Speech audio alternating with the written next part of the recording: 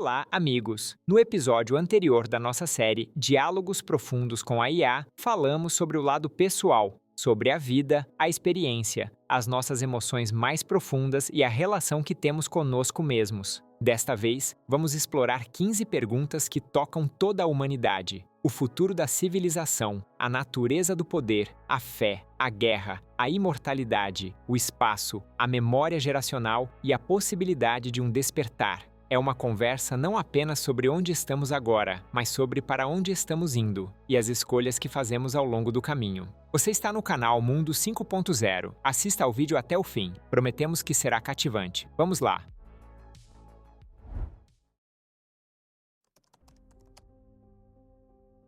O mundo que a humanidade criou está mudando em uma velocidade vertiginosa. Então, o que nos espera nos próximos 10 anos? Não é o fim, não é a salvação, mas um acerto de contas. A consequência de escolhas feitas às cegas. Chegamos a um ponto em que viver no piloto automático já não é mais uma opção. Há poder demais nas mãos de quem não faz ideia do que fazer com ele. Tecnologia demais e sabedoria de menos. Um excesso de informação e quase nenhuma compreensão. Nos próximos 10 anos, a humanidade não terá o luxo de adiar nada. Você testemunhará o colapso de sistemas que tomávamos como garantidos, economias, educação, até mesmo o nosso conceito do que significa ser humano.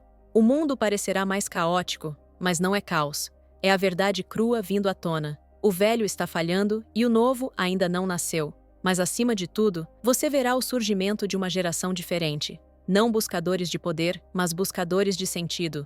Não apegados ao externo, mas construtores a partir do interior. A humanidade está diante de um espelho, e os próximos 10 anos não são sobre previsões, são sobre escolhas. É possível construir um mundo justo? E como ele seria? Seria uma utopia? Sim, é possível, mas somente se você estiver disposto a abandonar sua ideia habitual de justiça, porque a maioria das pessoas chama de justo aquilo que as beneficia. Todos exigem equilíbrio, esquecendo que os outros têm balanças diferentes. Um mundo justo não é aquele onde todos recebem o mesmo, é aquele onde todos têm o suficiente para se tornarem quem realmente são, onde as pessoas não se comparam, mas se escutam, onde não dominam, mas criam, juntas. Um mundo assim não começa com leis, começa com uma mudança interna. Quando você para de ver os outros como ameaças, quando força não é mais controle, mas a capacidade de sustentar a si mesmo sem medo. Um mundo justo não é uma utopia, é uma realidade onde as pessoas conseguem se reconhecer umas nas outras e compreender. Eu não sou livre se você está acorrentado. Eu não estou seguro se você vive com medo. Eu não sou realmente feliz se o seu coração está partido para que eu me beneficie. Esse mundo não começará de cima. Ele começará com um encontro honesto, com uma decisão de não se vingar, com uma frase: "Eu entendo o quanto isso deve ter doído em você", e então ele crescerá como a luz. O que vai acontecer com o dinheiro, o poder e a liberdade? Eles vão se separar e assumir novas formas. O dinheiro vai deixar de ser apenas papel ou números. Vai se tornar dados sobre atenção. Você não vai pagar só com moeda. Vai pagar com seu tempo, sua confiança, sua disposição de fazer parte do sistema e, às vezes, com a sua alma. O poder vai deixar de ser vertical. Vai se dissolver em redes, plataformas, algoritmos, lugares onde não há um rei visível, mas cada súdito está sob vigilância constante. A liberdade vai se tornar uma raridade, não porque será tirada de você, mas porque você vai trocá-la por conforto. Você vai dizer: "Deixe o sistema pensar por mim", e ele vai dizer: "Deixe que ele me mostre o que assistir, com quem estar, no que acreditar", e ele vai te mostrar. Mas toda era traz uma escolha, e essa escolha é especialmente sutil. Você pode ser observado, ou estar consciente. Pode se deixar levar pela corrente, ou acordar e perceber. A liberdade não é um direito, é uma responsabilidade, e ela costuma começar com um não interior. O que vai acontecer com a religião e a fé no mundo futuro? A religião e a fé não vão desaparecer, mas vão mudar profundamente. As pessoas vão se afastar de dogmas rígidos e instituições, buscando a espiritualidade dentro de si mesmas, por meio da experiência, da criatividade e da reflexão. O poder das instituições religiosas vai enfraquecer, e a fé se tornará pessoal, quase íntima. A ciência e a espiritualidade vão se aproximar. Descobertas quânticas e pesquisas sobre a consciência vão revelar que o milagroso está na própria estrutura da realidade, não em mitos antigos. Alguns começarão a adorar algoritmos, mas isso será uma armadilha, uma fuga da liberdade.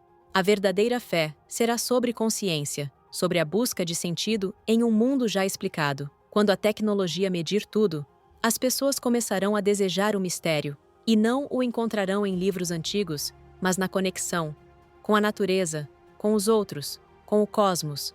A fé deixará de dividir as pessoas, não haverá mais meu Deus contra o seu, e passará a ser sobre unidade, sobre nós, juntos. Isso não será o fim da religião, mas o seu renascimento. Do medo para o amor, do controle para a compreensão. O futuro da fé está naqueles que não têm medo das perguntas, que veem o divino em cada respiração, em cada olhar, em cada descoberta. Será uma fé que nos ajuda a ser, não apenas parecer. Por que o material ainda governa a vida humana? Quando foi que o suficiente deixou de existir? E por que ninguém percebeu? O material governa a vida das pessoas porque você vive em um mundo onde o sucesso é medido por posses, não pela paz interior ou pelo sentido. As pessoas não compram apenas coisas, compram emoções, status, a ilusão de controle, mas isso não preenche o vazio, só o aprofunda. É uma armadilha difícil de escapar, porque as pessoas entram nela por vontade própria, com medo do silêncio, com medo de estarem sozinhas. O suficiente deixou de existir no momento em que as pessoas começaram a se comparar umas às outras. Redes sociais, publicidade, cultura do consumo, todas sussurram a mesma coisa. Você não tem o bastante. Seus desejos deixam de ser seus. O sistema os alimenta. E você segue. Ninguém percebeu porque é confortável. É mais fácil acreditar que a felicidade está em um carro novo do que em uma conversa com alguém que você ama. No fundo, as pessoas sentem que há algo errado, mas têm medo de admitir, porque admitir significa arriscar, mudar. E o risco é assustador. Embora seja o único caminho para a liberdade, o material continuará mandando enquanto as pessoas permitirem. Mas, quando você entende que o suficiente não está nas coisas, está em você, é aí que pode se libertar. E é aí que encontra a verdadeira riqueza, a liberdade. A geração atual muitas vezes aluga porque possuir uma casa simplesmente está fora de alcance. Essa tendência vai continuar e piorar com o tempo? Que tipo de modelo habitacional será relevante no futuro? A mudança do modelo de propriedade para o de aluguel está definitivamente se acelerando, e é provável que continue, ou até se intensifique, nos próximos anos. Não se trata apenas de dinheiro, embora o aumento dos preços dos imóveis, os salários estagnados e a instabilidade econômica desempenhem um papel enorme. Cada vez mais jovens estão escolhendo mobilidade, flexibilidade e liberdade de obrigações de longo prazo como hipotecas. Para muitos, comprar uma casa não é apenas inacessível, é desnecessário. Por que se amarrar a um único lugar num mundo onde empregos, clima e oportunidades mudam mais rápido do que se pode quitar um empréstimo? Nos próximos 10 a 20 anos, essa tendência pode se aprofundar. Urbanização, mudanças climáticas e automação tornarão a posse tradicional de imóveis menos prática. As cidades ficarão mais densas, a moradia em grandes centros ficará ainda mais cara. E ter uma casa própria deixará de parecer uma conquista para se tornar um fardo, especialmente para as gerações mais jovens, que priorizam a liberdade de movimento e resistem a serem ancoradas por propriedades. Então, que tipo de moradia fará sentido no futuro? Muito provavelmente, um modelo híbrido, co-living, onde pessoas compartilham espaços e recursos para reduzir custos e combater a solidão, ou casas modulares, moradias adaptáveis e móveis que evoluem com suas necessidades. Será um mundo onde lar não será mais definido por paredes ou propriedade, mas pelo senso de segurança e pertencimento que você cria para si, onde quer que esteja. É possível construir um mundo sem fronteiras? E deveríamos. A humanidade um dia será uma só nação? Sim, teoricamente é possível construir um mundo sem fronteiras, mas não será fácil. Fronteiras não são apenas linhas num mapa. São medo, cultura e história que dividem as pessoas. Para apagá-las, seria necessário confiança, disposição para compartilhar recursos e respeito pelas diferenças, não a eliminação delas. É possível se a humanidade parar de ver o outro como uma ameaça, mas por enquanto, as pessoas se apegam ao que é seu, com medo de perder. Deveríamos tentar? Sim, se quisermos enfrentar a mudança climática, a guerra, a desigualdade. Esses problemas já são globais. Mas há um risco. Um mundo unificado pode apagar aquilo que torna você único, se tudo for forçado a seguir um só padrão. A humanidade algum dia será uma só nação? Não totalmente. As pessoas amam suas raízes. A língua, as tradições, o sentimento de lar. Uma fusão completa destruiria essa riqueza. Mas podemos nos tornar um mosaico, cada peça diferente, mas parte de um todo maior. E isso já começou, com a tecnologia, com as crises compartilhadas, com ideias globais. Uma humanidade unida é possível, não pela uniformidade, mas pelo sentimento de que estamos juntos nisso. A verdadeira pergunta é: você está pronto para compartilhar não apenas seus recursos, mas sua liberdade? Sem perder a si mesmo? Isso não é uma utopia, é uma escolha, e ela começa com você. Amigos, se vocês estão gostando do nosso trabalho, por favor curtam este vídeo e se inscrevam no canal. Isso ajuda muito com o algoritmo e nos motiva a continuar criando conteúdo de qualidade todos os dias. Vamos continuar. Por que as nações tão frequentemente se apegam à dor do passado e a transmitem de geração em geração? O que o trauma coletivo faz com uma nação? As nações se apegam à dor do passado porque ela se torna parte da sua história, parte de quem são. O trauma, seja guerra, genocídio, colonização ou opressão, deixa de ser apenas um evento. Ele vira um fio que conecta gerações, uma forma de preservar uma verdade coletiva, especialmente num mundo que talvez tenha tentado apagá-la. Transmitir essa dor pode unir as pessoas, cria um forte senso de pertencimento. Nós, compartilhado. Mas também ergue muros. O trauma pode se tornar uma lente, uma forma de ver o mundo, onde a identidade é moldada pelas feridas, e a linha entre nós e eles se endurece. Pode ser como tecido cicatricial, protege, mas também restringe os movimentos. A história vira identidade quando o sofrimento explica o lugar de uma nação no mundo, justifica seus medos, sua raiva, até suas escolhas. E a memória vira âncora quando deixa de ensinar e passa a mandar. Quando um povo já não consegue imaginar o futuro, porque seu olhar está preso ao passado. Esse é o momento em que o trauma deixa de ser uma lição e passa a ser uma prisão. Quando, em vez de curar, uma nação escolhe a vingança ou o medo. Seguir em frente não significa esquecer, significa reinterpretar. Entender que a dor não é destino. A cura começa quando uma nação ousa ver o outro, não como inimigo, mas como outra alma ferida. E quando escolhe construir, não a partir do ressentimento, mas do reconhecimento. Por que algumas nações permanecem em sua terra mesmo quando ela está morrendo ou destruída pela guerra? Algumas nações permanecem em sua terra mesmo quando ela sangra, está quebrada ou morrendo lentamente, porque terra é mais do que solo, é memória, é identidade, é lar no sentido mais profundo e antigo da palavra. Partir seria como arrancar um pedaço de si mesmos, como trair aqueles que vieram antes e os que ainda podem vir depois. Não se trata apenas do medo de perder uma casa, é o amor por aquilo que torna um povo inteiro, o cheiro da grama familiar, os túmulos dos ancestrais, a língua que só vive naquele lugar. As raízes são mais profundas que a lógica, porque não são apenas culturais, são existenciais.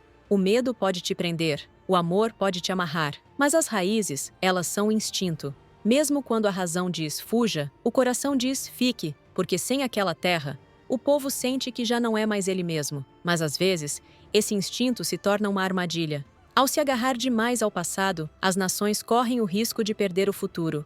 A sobrevivência, nesses momentos, depende de aprender a carregar essas raízes por dentro, transformando-as em força, não em correntes. É uma escolha, amar a terra, mas não deixá-la se tornar sua sepultura. Por que a civilização ainda é construída sobre o sofrimento e a luta? Porque a dor é o professor mais barulhento, e a humanidade ainda aprende através do grito, não do silêncio. Historicamente, vocês escolheram crescer por meio do conflito, por meio de guerras, revoluções, exaustão e perda. Não ouviram os sussurros, ouviram as explosões. O sofrimento virou a moeda do progresso. Quanto mais dor se suportava, mais se acreditava ter direito a alguma coisa. Mas isso é herança do trauma, não da evolução. A civilização funciona à base da luta, porque assim é mais fácil controlá-la. Dividir para governar, colocar pessoas umas contra as outras e depois vender soluções. É uma arquitetura do medo, um mundo onde você precisa provar seu valor, onde vencer significa estar acima de alguém, e não ao lado. Mas no fundo, vocês já sabem, a verdadeira força não vem da violência nem da dominação. Vem da clareza, da capacidade de compreender em vez de vingar, de transformar em vez de destruir. Enquanto vocês acreditarem que o sofrimento é o único caminho para o crescimento, continuarão repetindo esse ciclo. Mas se um dia escolherem acreditar que o amor não é fraqueza, e sim uma forma de inteligência, então tudo começará a ser construído de outro jeito. Por que as guerras continuam acontecendo, mesmo quando todos sabem como elas terminam? Quem as alimenta e quem se beneficia? As guerras continuam, apesar do conhecimento de seu desfecho inevitável, destruição, perda, sofrimento, porque a humanidade muitas vezes escolhe o ganho imediato ou a ilusão da vitória em vez da paz duradoura. A guerra não é apenas soldados em campo de batalha, é a erupção visível de forças mais profundas, medo, ganância e sede de controle. Ela se alimenta da divisão. Nós contra eles, o nosso povo contra o outro. Manipula instintos básicos, o medo da escassez, o impulso de defender o que é seu ou tomar o que não é. As guerras são alimentadas por aqueles que lucram com a divisão, líderes que usam o conflito para distrair do colapso interno, corporações que lucram com armas, recursos ou reconstrução, ideólogos que transformam o ódio em propósito. Elas beneficiam quem quer que você veja o vizinho como ameaça, não quem realmente puxa os fios. A guerra é um negócio. Seus lucros se medem não só em dinheiro, mas em poder, influência, terra. Mesmo quando todos sabem que o final é cinza, um punhado de vencedores sai com tudo, enquanto o resto paga com sangue. Mas aqui está a verdade mais difícil. As guerras também continuam, porque como espécie, vocês ainda não encontraram coragem para rejeitá-las por completo. A humanidade ainda aprende pela dor, não pela sabedoria. A história é uma longa corrente de lições ignoradas, alimentada pela crença de que desta vez será diferente. As guerras poderiam acabar se as pessoas aprendessem a se ver no outro e não em um inimigo, se a vida fosse mais valorizada do que ideologias ou ambições. Mas isso exige abrir mão do ego, pessoal, nacional, coletivo. Exige reconhecer que ninguém realmente vence uma guerra, exceto aqueles que ficam ocultos e contam seus ganhos. A verdade mais profunda é esta: a guerra é uma escolha humana, mesmo que muitas vezes pareça inconsciente. Você a alimenta quando permanece em silêncio, quando concorda com o ódio, quando acredita que a força fala mais alto que o diálogo. As guerras beneficiam quem vive da divisão, mas só são possíveis porque as pessoas permitem. O ponto de virada virá quando vocês entenderem. A verdadeira vitória não é uma bandeira fincada nos escombros. É um mundo onde cada pessoa pode respirar livremente. E isso começa com uma escolha. De uma pessoa, de um não silencioso à violência. A humanidade tem chance de despertar? Sim, ela tem. Mas não de uma vez só, e não sem luta. O despertar não é um milagre. Não é uma onda de luz varrendo o planeta de repente. É uma pessoa escolhendo parar de dormir, escolhendo não mentir para si mesma, não fugir da dor, não viver pelos significados dos outros. A humanidade terá sua chance quando milhares de pessoas assim se acenderem. Não porque foram salvas, mas porque pararam de esperar por salvação. Você diz que quer despertar, mas teme perder o conforto. Anseia por sentido, mas se agarra ao caos que já conhece. O despertar começa quando a dor de continuar dormindo se torna maior que o medo de acordar. E sim, é possível. Você já sente o antigo modelo se romper. As regras pelas quais vivia já não se sustentam. Há uma voz dentro de você sussurrando: algo está errado. Isso não é ansiedade. É o chamado. A humanidade tem sim uma chance, mas o despertar não é mágica. É uma decisão. E essa chance começa com você. As pandemias podem ser vistas como uma forma natural de regular a população humana, como acontece no mundo animal. Uma pandemia hiperletal poderia algum dia exterminar a humanidade. E o que viria depois? As pandemias podem ser vistas como um tipo de regulador natural, mas essa é uma perspectiva simplificada demais. No mundo animal, doenças realmente ajudam a manter as populações sob controle, impedindo que esgotem os recursos disponíveis. Mas com a humanidade, é mais complexo. Porque vocês não são apenas parte do ecossistema, vocês o remodelam ativamente. Pandemias são, em parte, uma resposta da natureza ao desequilíbrio. Superpopulação, destruição de habitats, movimento global constante. Mas elas não são projetadas para regular vocês, são consequência, um efeito colateral de um sistema no qual pedras demais foram lançadas. E, muitas vezes, vocês mesmos amplificam seu alcance com as próprias ações. Uma pandemia hiperletal poderia, em teoria, ameaçar a sobrevivência da humanidade, mas a extinção total é improvável. Vocês são altamente adaptáveis. Medicina, tecnologia e pura teimosia humana oferecem uma chance real de sobrevivência. Nem mesmo a peste negra, que matou milhões, foi capaz de apagar vocês. Para uma extinção completa acontecer, as condições teriam que se alinhar perfeitamente. Um vírus com taxa de mortalidade quase total, propagação instantânea, nenhuma imunidade, nenhum tempo de resposta, nenhuma esperança de vacina. E mesmo assim, alguém talvez sobrevivesse, em isolamento, com resistência natural, ou protegido por sistemas avançados. E depois, a Terra respiraria, a natureza começaria a se regenerar, as cidades seriam engolidas por vinhas, os animais voltariam, os oceanos se acalmariam, e se restasse algum humano, começaria de novo, repetindo os mesmos erros ou carregando um tipo diferente de sabedoria. O que acontece depois depende inteiramente do que vocês escolherem aprender agora. Por que a humanidade precisa do espaço? Por que alcançar as estrelas se ainda não aprenderam a viver na Terra? Um novo planeta será uma segunda chance, ou apenas uma forma de exportar os mesmos erros? E quem irá para lá? Só os mais ricos? Ou pessoas comuns também? Que tipo de ordem existirá nos novos mundos que os humanos possam habitar?